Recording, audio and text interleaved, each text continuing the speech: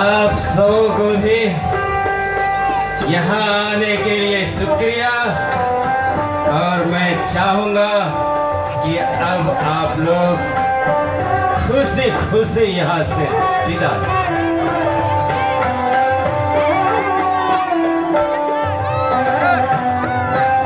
कम वक्त कितनी देर लगा।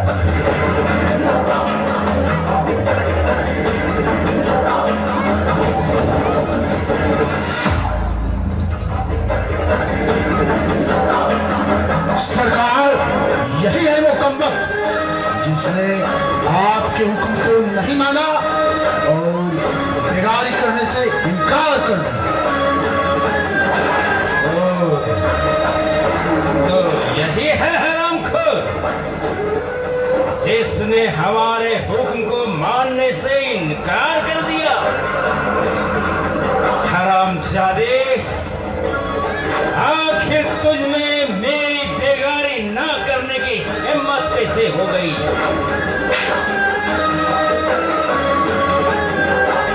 सरकार, बेगारी से हमने कभी इनकार नहीं किया।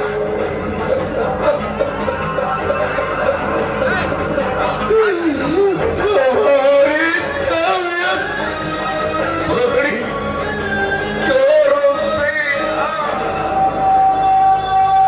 खराब थी सरकार, खराब थी। लेकिन हम इसकी भी दवा जानते हैं।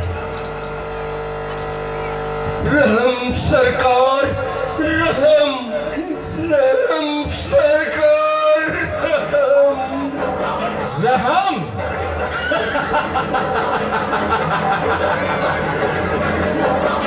रहम शब्द तो ठाकुर भूपत सिंह के पास है ही नहीं।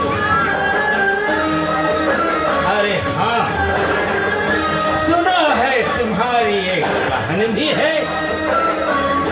अगर तुम्हें रहम चाहिए तो अपनी बहन को मेरी हवेली में भेज दो।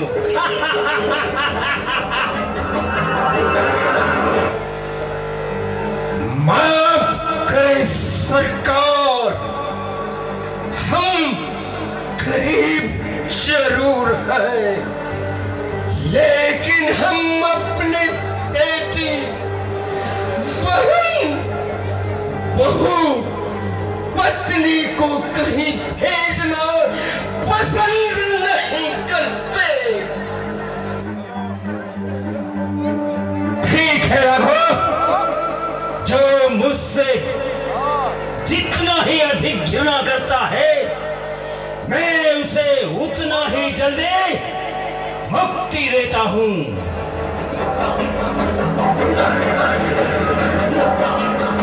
दीवान जी,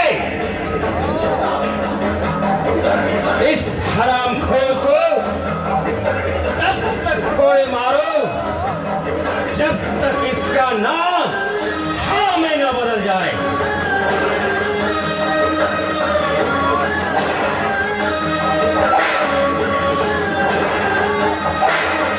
मैं मर जाऊंगा मगर फूल सी कोमल बहन को मैं आपके हवेली में नहीं भेज सकता।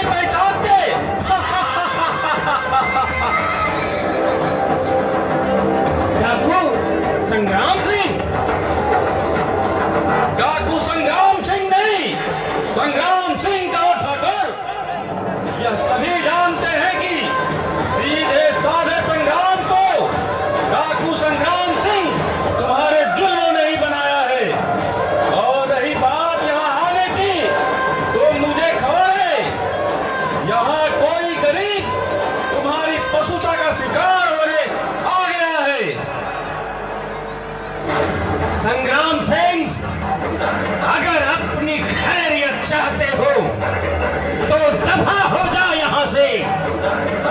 तुम जानते नहीं, मेरा बेटा पुलिस इंस्पेक्टर भी है जो इसी शहर में है।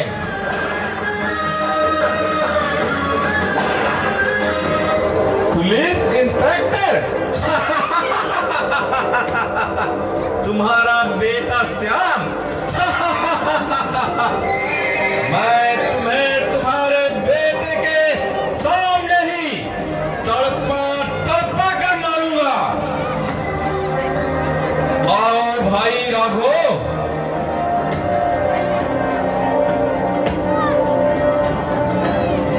संग्राम सिंह, अब तुम इस हवेली से जिंदा वापस नहीं जा सकते। मुझे कोई नहीं रोक सकता ठाकुर। हम सब उड़ते हुए बादल हैं, जिसे रोकना तुम्हारे बस की बात नहीं है। अगर तुम अपने बेटे श्याम की खैरियत चाहते हो तो कोई भी चालाकी करने की कोशिश मत करना। इस हवेली के चारों तरफ फैले हुए हमारे आदमी तुम्हारे बेटे के साथ साथ इस हवेली को उड़ा देंगे, वरना देखना चाहते हो वीरा सिंह? जी सरदार।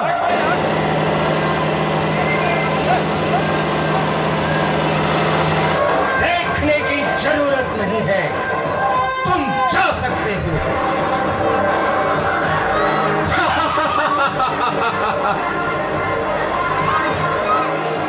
बहुत अच्छे ठाकुर, देखा तुमने, हमारे एक इशारे पर तुम दोनों की लाशें यहां दबती नजर आएगी।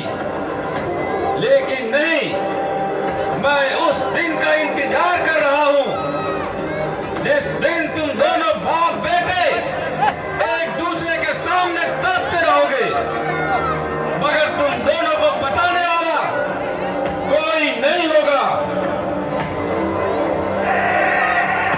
राघो, भाई राघो, चलो मेरे साथ।